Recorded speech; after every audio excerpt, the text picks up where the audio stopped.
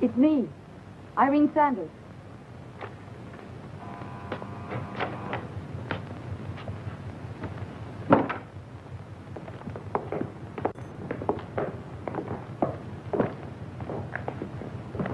Good evening, Walter.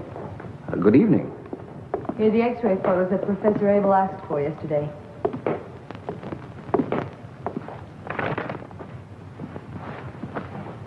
You look completely worn out, Walter. Is anything wrong? The professor is driving you too hard. No. He's a genius, and it's really a pleasure to work with him. But he's beginning some experiments that, in my opinion, exceed certain ethical limits. Why? What do you mean? Irene, you know me. You know that I'm not what you might call a very religious man. No, that's true. But now I'm starting to question certain things. Has any man the right to compel nature to surrender her closest secrets? I can't answer.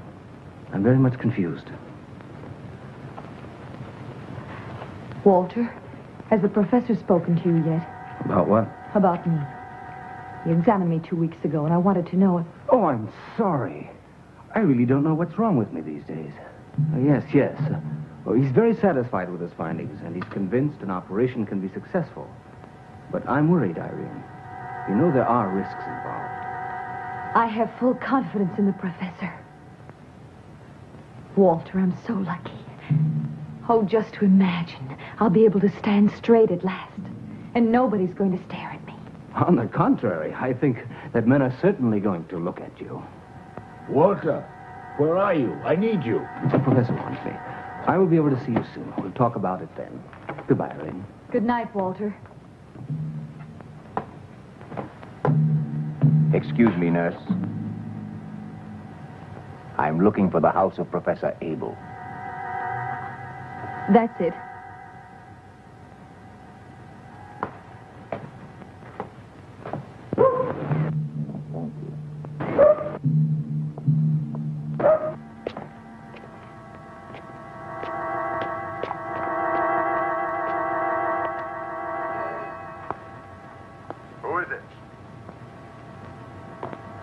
Dr. Oud with a message from Professor Hartman.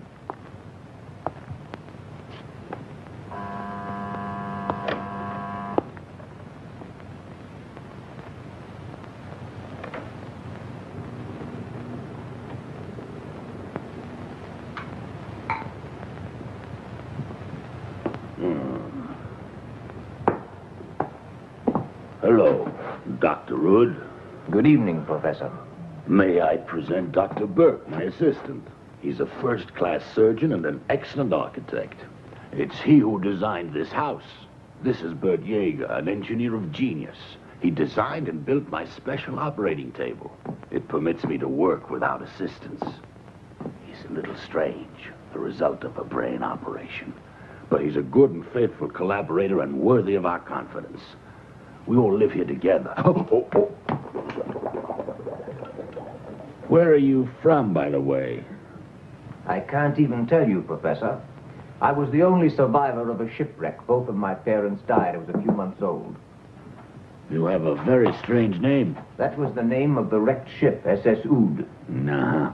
Dr. Hartman has recommended you highly. Why do you wish to work with me? I have followed your recent experiments with great interest, Professor, especially that in which you succeeded in removing the head from a dog's body and keeping it alive for 4 months. But the Russians performed that experiment months before I did. We plan to conduct a series of unprecedented experiments shortly on keeping human tissue alive after death. I'm particularly interested in the grafting of healthy organs to replace diseased ones. That is a field in which I'm extremely interested. Ah, well then you're the man we're looking for. This is my operating room.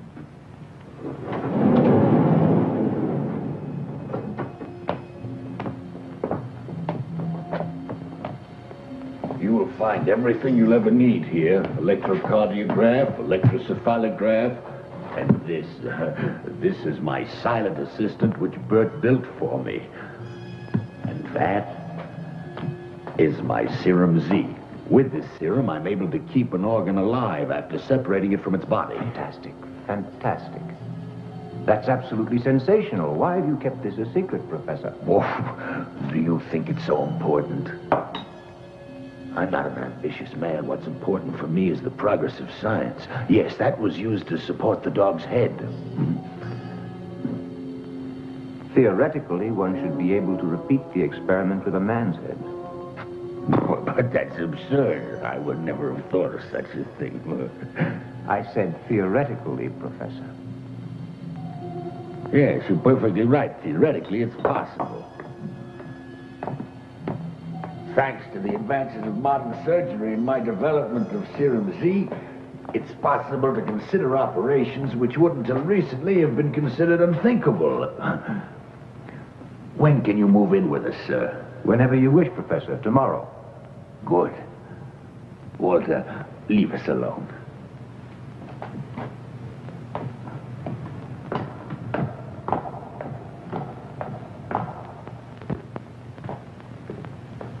Bert. Yes? What do you think of the new man?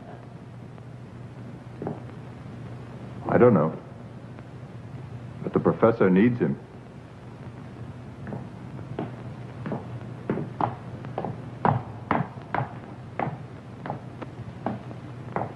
Dr. Oud. Do forgive me, but I must call your attention to a most important fact. The professor has a weak heart. A very weak heart. I love him dearly. Any undue emotion might bring on I'm here for only one purpose, to work. Good evening.